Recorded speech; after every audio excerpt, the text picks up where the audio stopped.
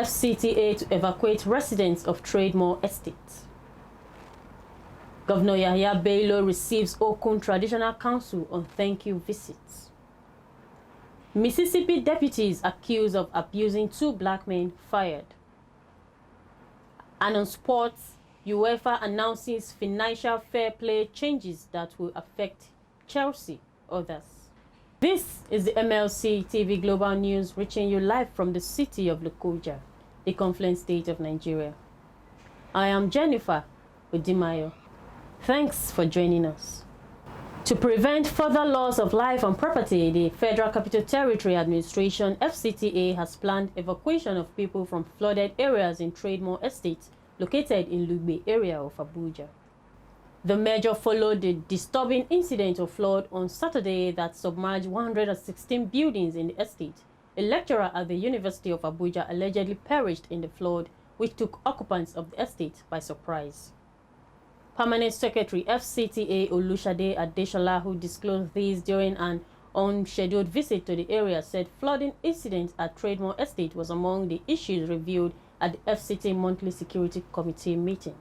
Adeshola, who led senior FCTA officials and heads of security and paramilitary agencies domiciled in the FCT on an assessment tour of the affected area, said they were amazed that only 2 days after the flood, people have returned to some of the properties.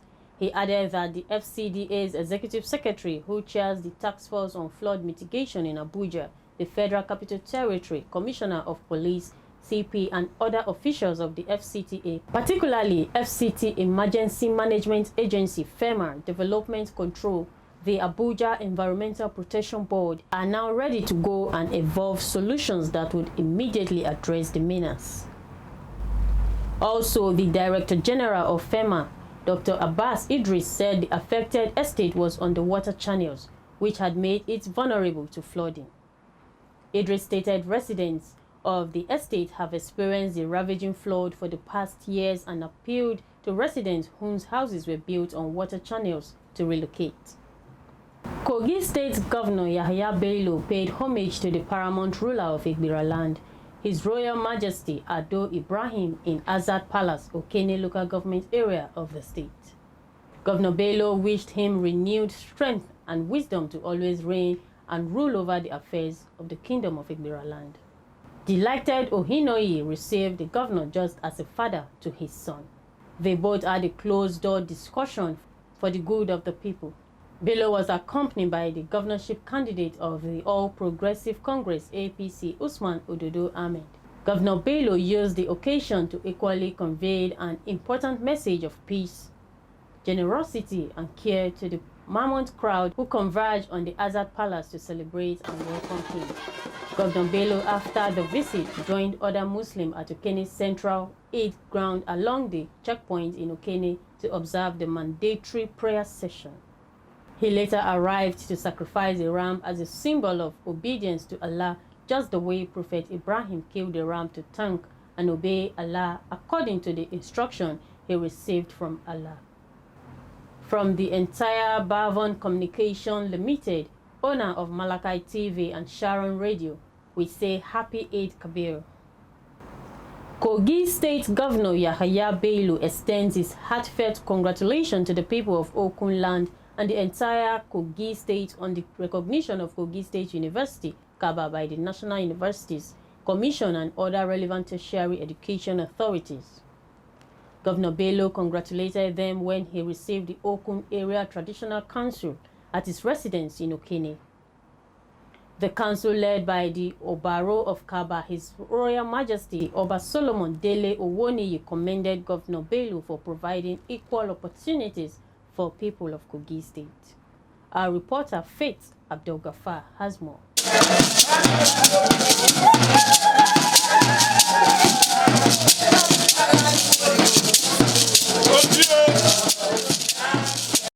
Governor Bello said that the establishment of a university in Okunland was a great fulfillment of age-long desires of the people. He assured the takeoff in earnest. What I, by the special grace of God and by the powers conferred on me as the executive governor of Kogi State, we are going to dedicate serious amount of resources in the takeoff of the university. But before you ask somebody to lift you up, you should lift yourself.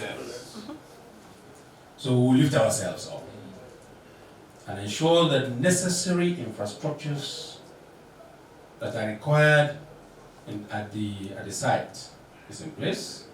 In fact, possibly, we might even invite him for the first matriculation. Amen. Before we hand over. So those who felt it was just politics, they don't know that I am simply writing my name in gold. Yes. They should rather come and join us and see that impossibility has become possible. Thank you, sir. And continue to give us all the support that is required. The Obaro of Kaba, His Royal Majesty Oba Solomon Oweni said the visit came at such a time like this, with the Holy Salah celebration, and it was deemed fit to extend their heartfelt appreciation to God for using the governor as an instrument to bring Kogi State University into existence. Number one is to thank him for starting the new Kogi State University at Kaba, and to express and to show him our own loyalty, both to him as a person and as a governor, and to his administration. He assured that the people of Okun land had a lot of words of professors who will collaborate with their counterparts from other parts of the state to ensure the utmost functioning of the university.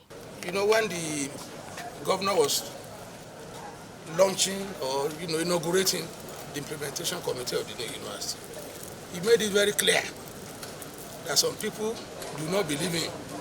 He made it clear that we have 600 professors or thereabouts in Okun land, and we have no university, but that this one will become a reality. So we are glad, we are excited, we are happy that it's during our own time that this thing is happening. Like I told him, if you are giving us a governor, the maximum number of days the governor can spend will be 8 years, but you are giving us a lifelong, project that will outlive all of us, that will even outlive our children. So we are most grateful. He appeals to well-meaning Okun sons and daughters to contribute their quota towards the success of the institution. While acknowledging the governor, Obaro said Governor Yahaya Bello has written his name in gold in the heart and history of every Okun person. He promised continued support and loyalty with the governor in his future endeavors and even beyond his tenure. The Okun Area Traditional Council pledged their unwavering loyalty to the governor and his administration. I am Faith Abdul-Ghaffar reporting for MLC TV.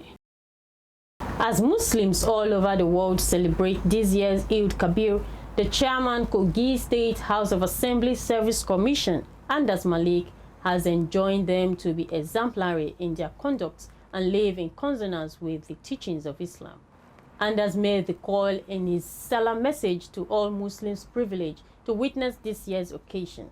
He said the festival of Eid Kabir brings to remembrance the sacrifice made by Prophet Ibrahim, who was willing to offer his son in obedience to Allah's command, hence the need for all Muslim faithfuls to follow in his steps.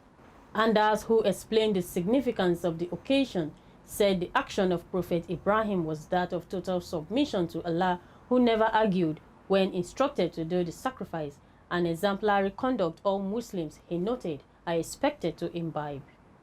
According to him, all Muslims who could get the means to purchase a ram to sacrifice are enjoined to do so, extending love to the less privileged and destitute in this section to attract Allah's blessing. He also urged them not to be carried away by the festival, but make efforts to reach out to neighbors, especially those who cannot afford the means at this period. On politics, the European Union Election Observation Commission (EU-EOM) has decried the Nigerian police inaction which foiled the impunity during the 2023 general election. The EU-EOM stated this in a final report on the 2023 general election, which was submitted to the Independent National Electoral Commission (INEC). According to the report, media workers were left vulnerable and prone to attacks, while security agencies watch or even collaborate with attackers, a development they said was despicable.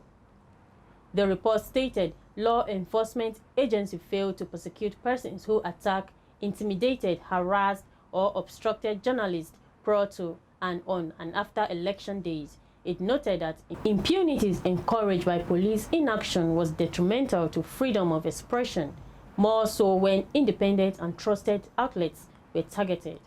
The EU observation mission, however, recommended for adequate protection of freedom of expression by developing a comprehensive operational framework underpinned by the skilled and means for ensuring prompt investigation and prosecution of all types of attack against media practitioners. A socio-cultural group, Ojuju Unyi Udama Igala, has called on the general public to disregard the misguided propaganda surrounding Professor Erico Ameh's visit to Governor Yahaya Bello. The president of the group, Destiny Ibrahim, made the clarification in a statement made available to journalists in Lokoja. Ibrahim said the purpose of Ameh's visit to Kogi governor was to promote the best interests of the Igala kingdom and Kogi state as a whole. According to the president, Ameh holds a prominent position as one of the national leaders of Ojuju Unyi Udama Igala, contributing both financially and intellectually to its success. He said the group had personally met and interacted with the associate professor after his visit and found out that his visit was not intended to cause harm to any individual or group. The associate professor's visit to our esteemed executive governor of Kogi State, Yahaya Bello, will greatly benefit the Igala kingdom both at the state and national levels, Ibrahim said. The president stressed that Ameh, during the group's last meeting, pledged to felicitate the development of the Igala kingdom by establishing effective connection with both state and national governments. He stressed that Ameh is renowned for his philanthropic nature and unwavering support for the Igala people and the entire state. We'll go on a short break. We'll be right back.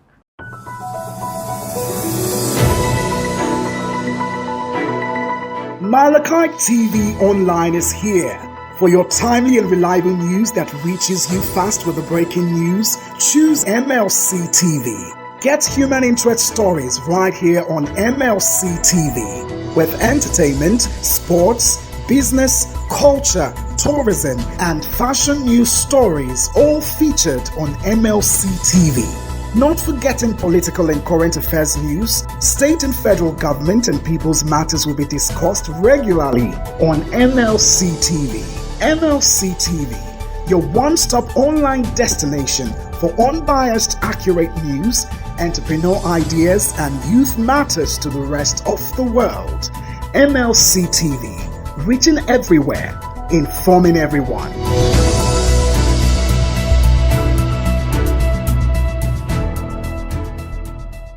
Welcome back.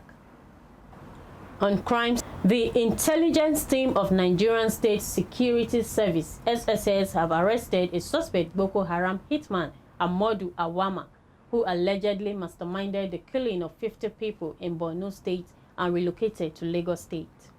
According to reports, the suspect Awama, now in custody, was arrested following a coordinated intelligence gathering mechanism of the men of SSS at Shangisha, who monitored his movement from Borno State to his hideout in the estate. He was said to have coordinated Boko Haram operations in Bama and Gwoza in Borno State that left many people dead before he relocated to Lagos for an undisclosed mission. The suspect, Awama, reportedly sneaked into Lagos 3 months ago, unknown to him that the eagle eyes of the security men were trailing him, eventually arrested him at the estate and detained him for interrogation. Following the ongoing investigation, the SSS has filed an application for remand warrants before the Yaba Magistrate Court for his detention for 30 days to enable the security men to uncover his mission and motives of fleeing from Borno State to Lagos. The court has consequently granted the request and he was remanded in custody for more interrogation on his mission. On the foreign scene, police in Toronto have identified a 28-year-old student from Nigeria as the victim who was fatally stabbed during a fight in the Scarborough Plaza over the weekend. The victim, Ifeanyi Chukwu Oseke, was rushed to the hospital but succumbed to his injuries on the way there. The incident is now being treated as a homicide. According to police, the fight broke out June 25th, shortly after 7 p.m. in the area of Ellington Avenue East and Brimley Road. Toronto Police Service Duty Inspector Jeff Banglid told reporters at the scene that 2 people were fighting in the plaza, which left one with serious injuries. Also, the male suspect was last seen getting off a dark-colored sedan heading south on Brimley Road. The unnamed suspect is described by police as a man with medium-length dark hair, wearing a light-colored tank top, pants, and shoes. 5 Mississippi deputy sheriffs alleged to have been involved in the assault of 2 men have been fired or have resigned, officials have said. Michael Corey Jenkins, 32, and Editorial Parker, 35, says Rankin County Sheriff Department officers entered a home without a warrant in January. They allege they then chased them, assaulted them, and shot one of them in the mouth. Attorneys for the men have called for charges against the officers. Speaking at a news conference, their attorneys and relatives said the 5 officers were no longer with the department, which was a sign of progress, but that more needs to be done. Earlier this year, the U.S. Department of Justice announced it was conducting an investigation into the Sheriff's Department over civil rights violations, including the incident Parker and Jenkins and other violent encounters with black men. Jenkins and Parker alleged that the deputies entered the home without a warrant and after turning off their body cameras. Jenkins said one of the deputies also put a gun in his mouth and fired it, leaving him with serious facial injuries. He was taken to the hospital only later, after deputies refused to assist him, the lawsuit alleges. Also, Parker was taken to Rankin County Jail where he was charged with possession of drug paraphernalia, though prosecutors did not move forward with charges.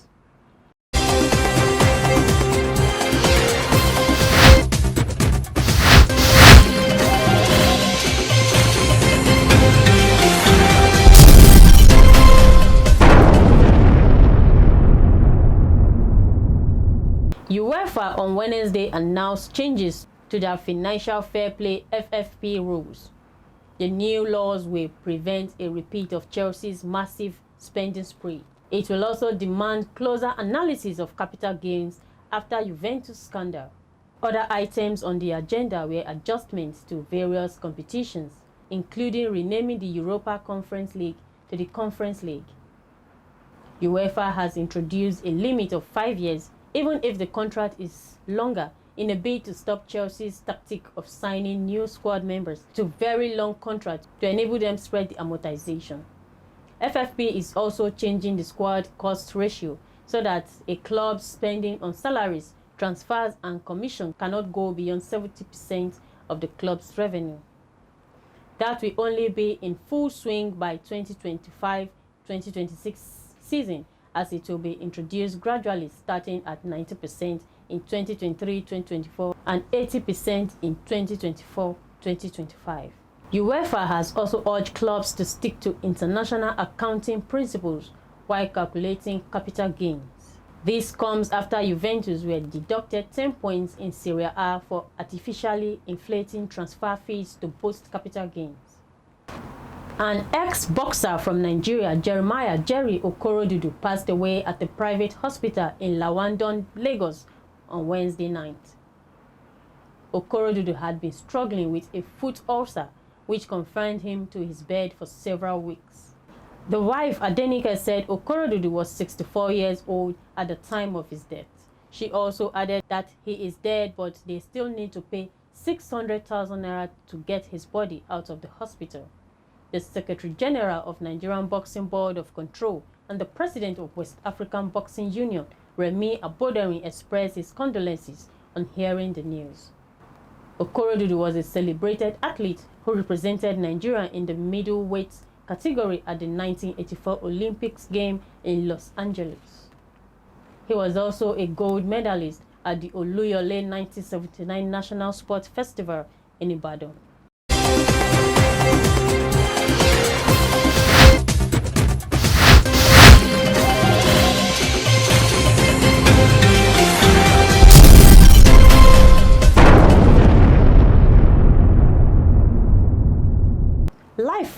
pleasure is boring. So let us join Babrella Onwanlu for entertainment.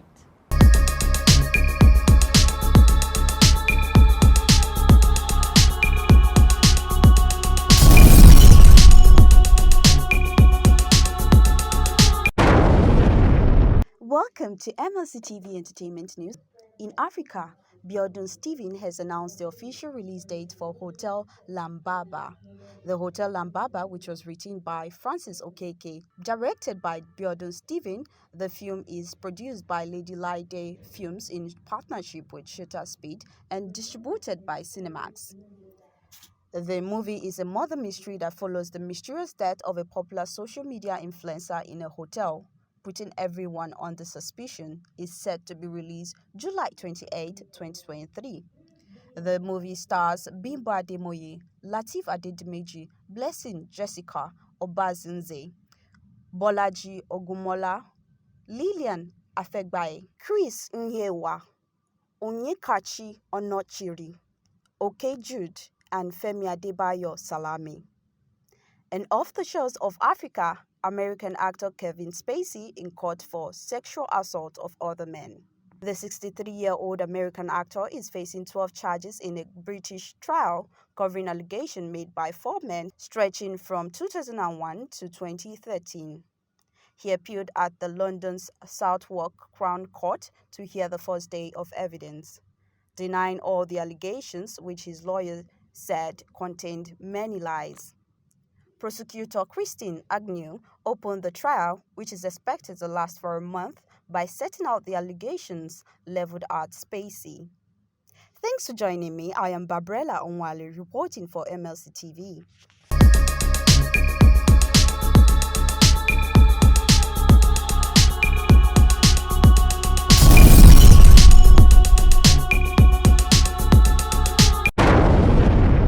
Thanks, Babrella. That is the size of our package on Global News today. Please join MLC TV Daily to catch up with us. And continue to support us by sharing our links for more subscriptions. Our YouTube channel is still Malachi TV. Facebook pages are MLC TV and MLC TV 2. MLC TV Yoruba and Ebiraland MLC TV. Instagram MLC TV 2021. Twitter Malachi TV and TikTok Malachite_TV for your event coverage, appearance on any of our programs, contributions, comments, advert placements, or sponsorship. Please call or send SMS to any of our numbers displayed on your screen. Join Malachi TV online on weekends to watch our various programs. Saturdays 7 p.m. Political Arena, Sundays 6 p.m. Women's World, and Monday 9 a.m. The Opinion. It is Malachi TV, reaching everywhere, informing everyone. Please be your brother's keeper to build a happier and better society together. I am Jennifer Udimayo. Thanks for watching and see you tomorrow.